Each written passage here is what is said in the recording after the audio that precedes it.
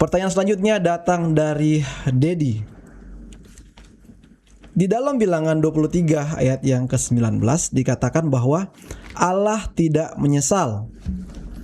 Tetapi jika dibandingkan dengan Kejadian 6 ayat 6, maka menyesallah Tuhan. Ayat ke-7, sebab aku menyesal, sama juga dengan ayat 1 Samuel 15 ayat 11, aku menyesal. 1 Samuel 15 ayat 35, menyesallah Tuhan. Bagaimana Alkitab menjelaskan secara luas melihat ayat-ayat di atas tersebut yang sepertinya terlihat kontradiktif ataukah menjadi sebuah paradoks? Terima kasih Pendeta Sabuin dan seluruh tim Hope Channel. Tuhan memberkati. Demikian Pak Pendeta untuk pertanyaan. Terima kasih Saudara Dedi untuk pertanyaannya. Saya melihat Saudara Dedi membaca Alkitabnya sambil mencatat, melihat, membandingkan satu ayat dengan ayat yang lain, ingin mengerti apa arti kata ini. Arti kata, suatu kata itu bukan hanya kita lihat bahasa aslinya apa, tapi arti suatu kata di dalam Alkitab itu ditentukan juga oleh konteks atau cerita tempat di mana kata itu digunakan. Jadi untuk itu kita harus melihat apa cerita di dalam Bilangan 23, apa cerita dalam Kejadian 6, apa yang terjadi di 1 Samuel pasal yang ke-15, sehingga ada kata menyesal di sana. Satu hal yang perlu kita ketahui adalah bahwa manusia tidak mengetahui apa yang akan terjadi hari esok. Itu kata Alkitab. Engkau tidak mengetahui apa yang akan terjadi hari esok. Jadi kalau ia mengambil keputusan hari ini, lalu kemudian karena dia tidak tahu apa yang akan terjadi minggu depan, pada saat minggu depan tiba, lalu dia melihat ternyata keputusan yang dia ambil hari ini kurang tepat, maka dia menyesal. Kenapa dia menyesal? Karena dia tidak tahu apa yang akan terjadi hari esok. Kalau ada konsekuensi dari keputusan dia yang terjadi hari esok, tahun esok, atau bulan esok, maka dia menyesal. Aduh, kalau saya tahu, aduh, seandainya saja saya tahu begini, saya tidak akan ambil. Seperti itulah manusia. Sehingga karena itulah yang terjadi pada manusia, pada waktu manusia membaca kata-kata yang menggambarkan Allah menyesal. Wah, kenapa dia menyesal? Berarti dia tidak punya perhitungan kah? Atau dia orangnya pelin-pelan kah? Atau bagaimana? Sampai dikatakan Allah itu menyesal. Kata menyesal di sini mempunyai arti yang luas. Dan arti itu akan diterapkan pada setiap ayat yang menggunakan kata ini berdasarkan cerita tersebut. Contohnya, dalam Kejadian pasal yang ke-6 ayat yang ke-6, itu tentang Allah melihat manusia sudah semakin jahat. Tolong baca ayatnya.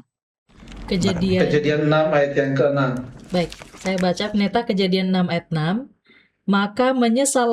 Maka menyesallah Tuhan bahwa ia telah menjadikan manusia di bumi dan hal itu memilukan hatinya.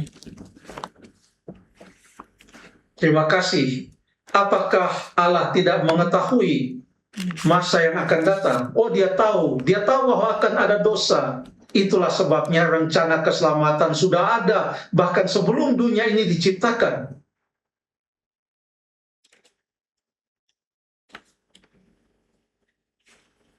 Bagaimana kita bisa mengerti ayat ini bahwa Allah menyesal? Di situ ada jawabannya. Yang dimaksudkan dengan menyesal itu adalah hatinya pilu. Sorrowful. Hatinya pilu. Ada duka. Kenapa dia pilu dan duka? Karena manusia yang ia sangat kasihi tidak mengasihi dia. Itu yang dimaksudkan dengan maka menyesallah Allah. Hal itu memilukan hatinya. Kepiluannya itulah penyesalan dia. Bukan karena dia salah perhitungan.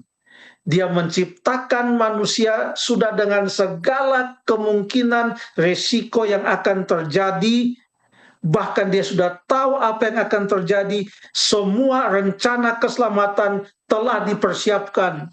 Tapi Allah tidak senyum-senyum dan tertawa melihat manusia itu tidak mengasihi dia. Hatinya pilu. Luka hatinya. Itu yang dimaksudkan dengan Allah menyesal. Itu sama ceritanya dengan di 1 Samuel pasal yang ke-15. Kalau tidak salah itu cerita tentang Raja Saul yang tidak mengindahkan perintah Tuhan. Maka Tuhan katakan apa dalam 1 Samuel 15 ayat yang ke-11? Ayat yang 11. Aku menyesal karena aku telah menjadikan Saul raja, sebab ia telah berbalik daripada aku dan tidak melaksanakan firman-Ku. Maka sakit hatilah Samuel dan ia berseru-seru kepada Tuhan semalam-malaman. Terima kasih. Sedangkan Samuel sakit hati. Apalagi Allah yang telah merestui permohonan orang Israel saat itu agar mereka bisa mempunyai seorang raja. Allah berduka, Allah pilu melihat raja yang telah diangkat itu tidak mengindahkan Allah. Ia berbalik daripada Allah. Ya. Jadi penyesalan Allah bukanlah penyesalan oleh karena dia tidak mempunyai pendirian. Tetapi apapun sikap manusia, tetap ada reaksi dari Allah. Kalau ada satu orang yang bertobat, kata Lukas pasal yang ke-15, Allah dan segenap sorga, malaikat-malaikat bersuka cita. Kalau ada satu orang yang hilang, satu orang yang melawan Allah, maka Allah pun pilu hatinya. Itu yang dimaksudkan dengan menyesal.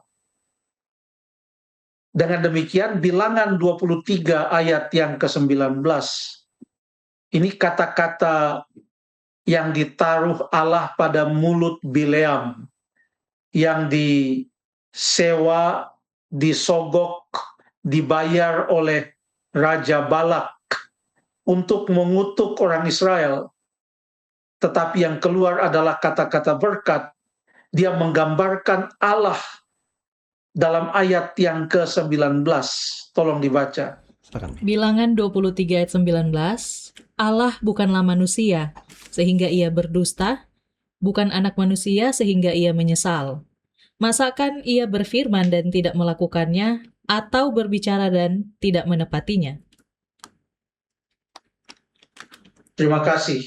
Allah dapat dipercaya. Allah dapat diandalkan. Jangan kita menggambarkan Allah seperti kita menggambarkan manusia. Walaupun manusia diciptakan menurut gambar dan rupa Allah, sehingga kita bisa menerangkan kasih Allah itu mungkin dengan ilustrasi kasih seorang ayah atau kasih seorang ibu. Tetapi itu pun tidak dengan sempurna menggambarkan tabiat Allah.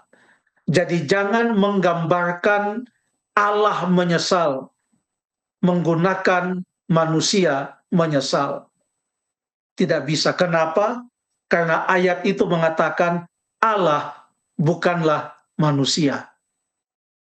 Dalam Bilangan 23 ayat yang ke-19.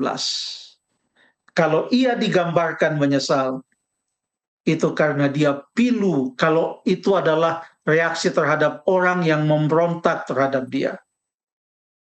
Tapi kalau ada orang yang bertobat sekalipun sudah dicanangkan untuk didatangkan hukuman, lalu dikatakan Allah menyesal, itu karena Allah mengasihi. Itulah reaksinya. Dan dia menyambut pertobatan seseorang itu dengan sukacita. Sungguh luar biasa Allah yang kita sembah itu. Terima kasih.